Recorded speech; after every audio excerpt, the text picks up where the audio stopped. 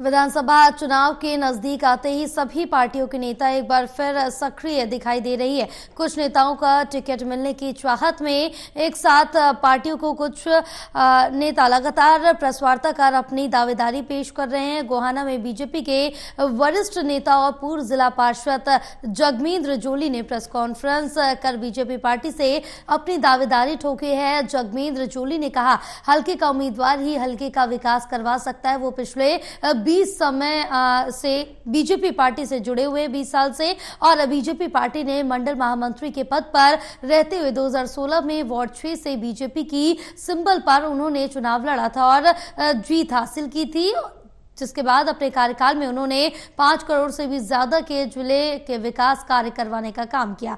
जगमींद्र जोली BJP से ticket मांग रहे हैं।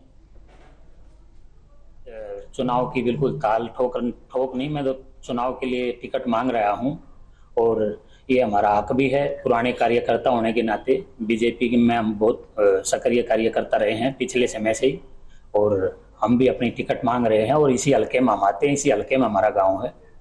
मैं भाजपा का मंडल महामंत्री रहा और भाजपा के नाम पर ही जिला परिषद का मैंने चुनाव लड़ा, और जिला परिषद के चुनाव में रहते हुए मुझे रेलवे बोर्ड के अंदर सदस्य बनाया गया, और उसके बाद मुझे FCI food corporation of India में मुझे हरियाणा प्रदेश में सदस्य बनाया गया।